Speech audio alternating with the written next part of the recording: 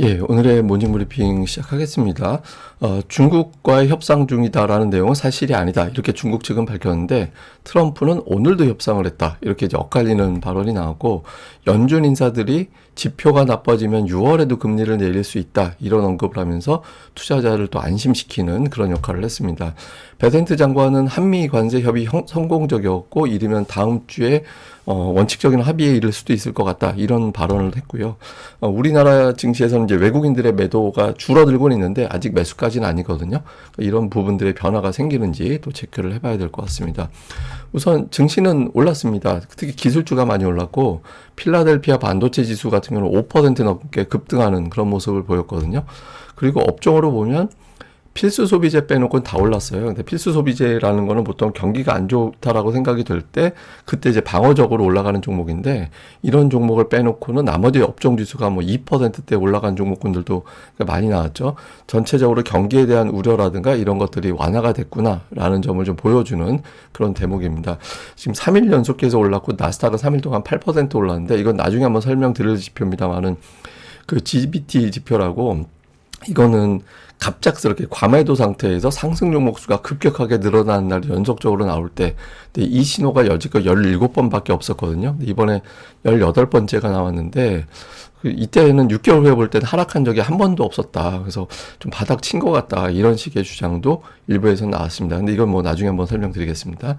자, 이슈를 정리해 보면 중요한 거는 우선 그 중국 쪽에서는 트럼프의 발언이 사실 아니다. 매일 협상 우리 안 해. 뭐 이렇게 이야기했는데 트럼프는 오늘 오전에도 대화했어. 그러니까 이렇게 이야기를 했어요. 그러니까 이거 제가 보기에는 중국 측은 공식적인 협상이 없다. 책임을 가지고 있는 어떤 권한을 가지고 있는 사람들끼리는 협상한 바 없다. 이런 이야기 한 것 같고 트럼프는 그냥 물밑 접촉은 계속 하고 있다라는 정도인 것 같아요. 그래서 어쨌든 협상 자체, 그러니까 접촉 자체는 진행이 되고 있구나라는 점을 한번 확인을 해준 것 같고 우리나라하고 이제 2+2 협의가 진행이 됐잖아요. 그러니까 베센트 장관은 성공적이었다라고 평가를 하면서 이르면 다음 주에 원칙적인 합의를 기대한다. 근데 사실 저거 우리나라에 좋은 건 아닌 것 같은데 어쨌든 뭐 근데 이거는 베센트 장관 측의 어떤 이야기이기 때문에 뭐 자기가 협상 당사자이기 때문에 뭐 강하게 메시지를 낼 수밖에 없겠죠. 그래서 어쨌든 뭐 당연히 긍정적인 메시지가 나올 거로 보긴 했는데 어쨌든 이 정도의 어떤 메시지가 나왔습니다. 그리고 오늘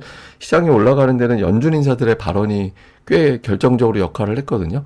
크리스토퍼 월러 이사는 고용 시장이 위축되면 연준이 개입할 거다. 그러니까 이렇게 이야기를 했고 그리고 관세 때문에 인플레이션 이건 아직까지 자기 생각에는 일시적인 것 같다. 그러니까 이렇게 또 평가를 했습니다. 그리고 베스엠액은 한 발 더 나가서 데이터가 명확하다면 6월에도 금리를 내릴 수 있다.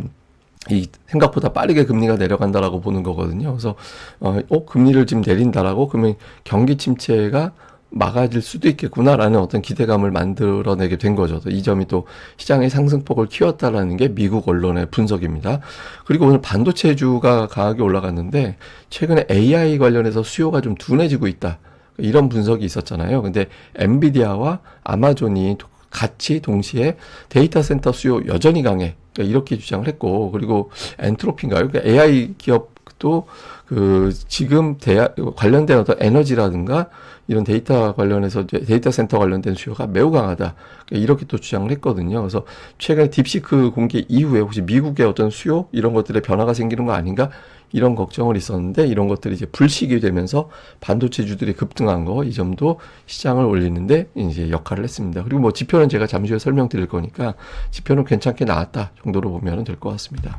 근데 어쨌든 연준에서 이제 금리 내린다라고 하니까 내릴 수 있다라고 이야기를 하니까 금리와 달러가 내려갔는데 뭐 예를 들어서 최근에는 달러 인덱스가 빠지면 좀 걱정했잖아요. 그런데 오늘 장중에 빠지고 있음에도 불구하고 이거는 뭐 금리 내린다라고 해서 이제 간 거니까 시장에서는 그렇게 크게 걱정을 하지는 않았습니다. 물론 이제 경기가 나빠져서 금리가 내려간다라는 점으로 보면 또 악재가 될 수도 있는 건데 오늘은 당장 뭐 그런 쪽보다는 어쨌든 경기 침체 막을 수 있겠구만 뭐 이런 쪽으로 더 투자자들은 생각을 했던 것 같습니다. 근데 이게 이렇게 될 수밖에 없는 게 분위기가 잘 보면 이번 주 들어서 백악관은 뭔가 자꾸 속도를 내려고 한다라는 느낌이 있고 연준도 좀 움직이려나 이런 기대감이 좀 나오고 있잖아요. 근데 그럴 수밖에 없는데 이 베이지북을 보면 무역하고 관세 이런 언급량이 계속 늘어나요.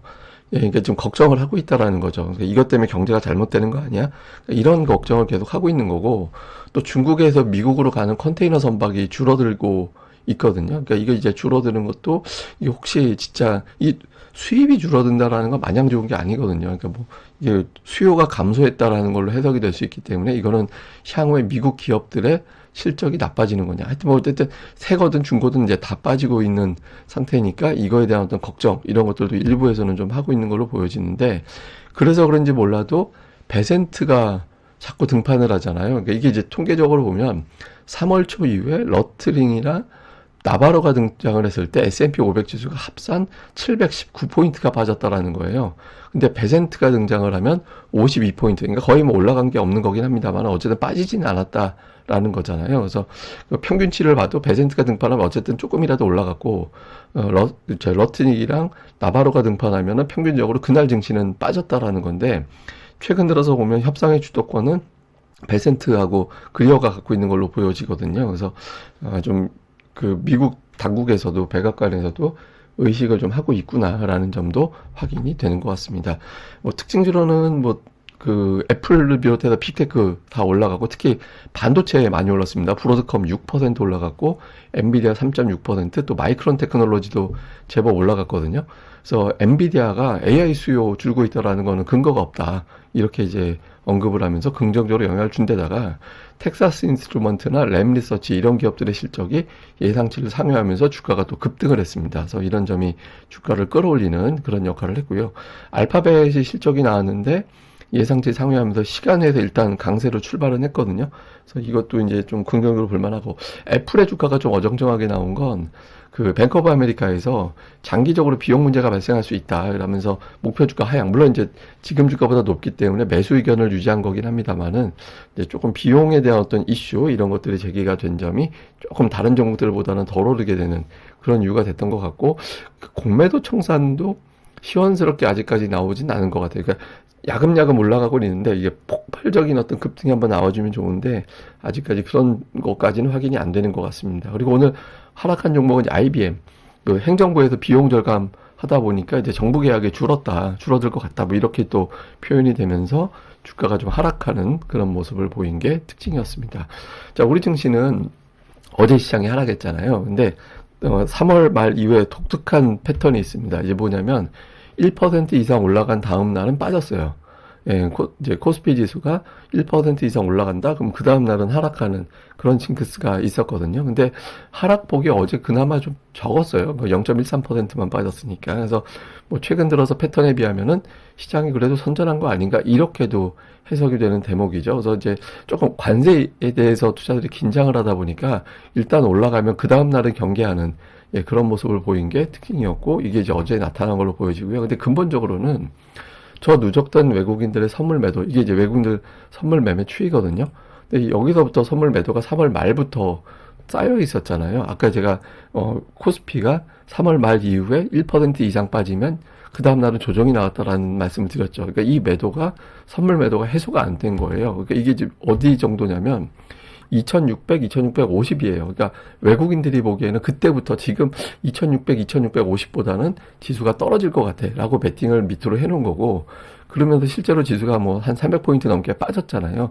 근데 지금 상태에서도 저 매도가 확실하게 회수되지 않고 있거든요. 그러니까 외국인들 입장에서는 이게 회복돼서 2650까지 올라갈 것 같지는 않아. 아직까지는 그렇게 보는 것 같아요. 그러니까 이게 좀 청산이 돼줘야 시장이 위로 좀 열리는 계기가 될 수 있거든요. 그래서 오늘장, 최근에 약간 변화가 보이긴 하는데, 어쨌든 오늘장 다음 주 초에 이 부분이 좀 확실하게 정리가 되면서 2600 넘어가는 어떤 길이 열리는지 아니면 결국엔 막히게 되는지 이 부분도 좀 주목을 계속 해봐야 될 것 같습니다. 그리고 이제 코스닥 쪽에서는 최근에 이제 연기금이 계속 활약을 해주고 있고, 있잖아요. 근데 좀 다행스러운 건 코스닥이 조금 나은 건 외국인과 기관 투자자들이 그때그때마다 매수를 좀 해주고 있거든요. 그래서 종목 장세는 계속해서 전개가 되고 있다라는 점인데, 다만 고객 예탁금이 의미 있는 변화는 없어요. 최근에 예탁금이 증가된 건 공모주 청약 일정이 좀 있잖아요. 아마 그거 관련해서 자금이 좀 들어온 걸로 보여지거든요. 그래서 그걸 빼놓고 보면 지금 예탁금이 의미 있게 유입되고 있는지는 확인이 안 되고 있습니다. 제가 아니다라고 얘기하는 게 아니라 아직까지 확인되고 있다라고 보기는 어렵거든요. 그래서 개인들이 주도하거나 뭐 이렇게 되긴 어려워서 당분간 외국인 기관이 주도하는 종목 장세가 차별적으로 진행될 가능성이 높다. 이렇게 봐야 될 것 같습니다. 그래서 지금 그 다음 주 넘어가면 제가 보기에는 이제 차별화 장세, 종목들이 와 하고 전체가 다 올라가는 장세보다는 그 상승 종목이 많은 날이다 하더라도 상승률은 천차만별로 나눠요. 그러니까 뭐 예를 들어 천 종목이 올라갔다. 그러면 한 800개 종목은 0.5포인트 그 정도밖에 못 올라가고 한 100포인트, 100 종목 정도가 아주 세게 올라가고 이런 형태로 올라가는 건 맞는데 내 종목은 왜 이러지? 이런 느낌의 장세가 진행될 가능성이 저는 높다라고 보거든요. 그래서 업종별, 종목별 좀 선별해 놓는 그런 작업도 좀 필요한 시기가 아닌가 이렇게 봐야 될 것 같습니다. 자, 일단 한미 관세 협의가 진행이 됐습니다. 결과는 일단 뭐 다 좋다고 얘기할 거예요. 그러니까 다 서로 잘 됐다고 얘기를 할 거기 때문에 어쨌든 우리나라가 25% 관세가 그대로 고정될 가능성이 일단 낮다라고 보여지겠죠. 그래서 이게 어떤 계기가 되는지 봐야 될 것 같고, 특히 실적을 공개한 대형주들, 그러니까 뭐 SK하이닉스라든가 현대차, 이 대표적인 어떤 수출주들, 이런 종목군들의 의미 있는 변화가 나오는지, 또 수급의 변화가 이제 이루어지는지, 그 과정에서 3일 연속해서 일단 매도를 줄인 외국인 투자들인데, 이게 이제 매수로 돌아오진 않고 있거든요. 그러니까 별의별 뉴스가 다 나와도 외국인들이 안 사요. 예, 역시 이 뉴스에 반응할까, 저 뉴스에 반응할까 했는데 안 나왔거든요. 근데 어제 매도를 좀 대폭 줄인 게 어떤 반전의 시그널이 되는지 오늘 장에서 어떤 변화 좀 봐야 될 것 같습니다. 그리고 기관 투자자들이 이번 주 중반 넘어가면서부터 코스닥에서 매수하는 업종에 좀 변화가 있었거든요. 그래서 그 변화되는 업종 변화가 그대로 이제 고정이 되는지, 그러니까 기관이 매수하는 업종들 지속적으로 관찰을 해 봐야 될 것 같습니다. 이건 어제 제가 이제 밤에 텔레그램으로 보내드렸던 시황 내용 중에 하나인데, 이 소프트 데이터라는 게 있고요, 하드 데이터라는 게 있습니다. 근데 이게 어려운 것 같지만 쉽게 얘기해서 소프트 데이터는 그냥 심리 지표예요.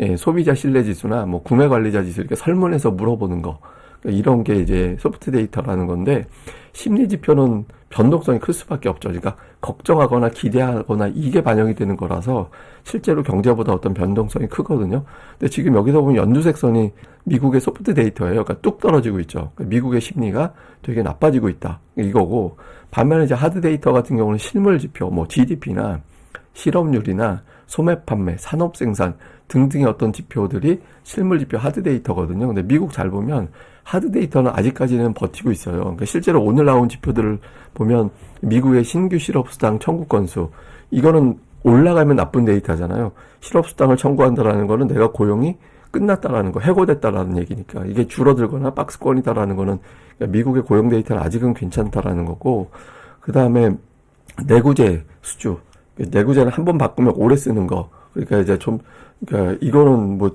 하여튼 큰 돈 들어가는 거로도 우리가 해석을 하는 건데, 이 내구재 수주 같은 경우도 돈이 없으면 이게 구매 잘 안 하거든요. 근데 이것도 데이터가 좋아요. 물론 이제 이 데이터는 보잉에서 항공기 190대인가 그 주문 받은 것 때문에 이제 수치가 좀 왜곡된 것도 있고, 관세 때문에 선제적으로 구매한 게 또 영향을 준 거일 수도 있거든요. 근데 이제 이게 지금 왜 중요하냐면, 지금은 데이터가 좋아 보이잖아요, 하드 데이터가. 근데 소프트 데이터가 저렇게 악화되고 유지가 되면 결국엔 저 하드 데이터, 실물 지표도 빠지게 되거든요. 그래서 근데 그 한계가 제가 보기에는 분기예요, 분기. 그 심리 지표가 한 분기 내내 안 좋아지면 실물 지표도 나빠질 수밖에 없거든요. 그래서 최근에 백악관 보면 좀 서두른다라는 느낌이 있잖아요. 급해 보인다라는 거. 그래서 제가 데드라인으로 보는 게 5월 중순 정도로 보는데, 그 안에 어떤 가시적인 성과를 내면서 이 관세 국면에서 벗어나지 못하면 미국 경제가 정말 나빠지는 경우의 수가 생길 수도 있습니다. 그래서 아마 백악관은 좀 서두를 것 같고, 이제 그런 과정에서 좀 결론이 나오게 된다라면 이제 이 국면이 좀 벗어날 수도 있을 것 같다. 그러니까 이런 기대감이 있는 거고, 그럼에도 불구하고 계속 유지가 된다 이러면은 2차 하락이 그때 가서 또 나올 가능성이 있습니다. 그래서 당분간 이제 백악관에서 나오는 어떤 메시지들과 협상의 어떤 내용들, 이런 것들 계속 주목해 보는 게 필요할 것 같습니다. 예, 그럼 또 오늘 하루 또 잘 보내시고요. 저는 또 다음에 뵙겠습니다. 이 방송 구독하기와 좋아요, 꼭 좀 부탁드립니다. 감사합니다.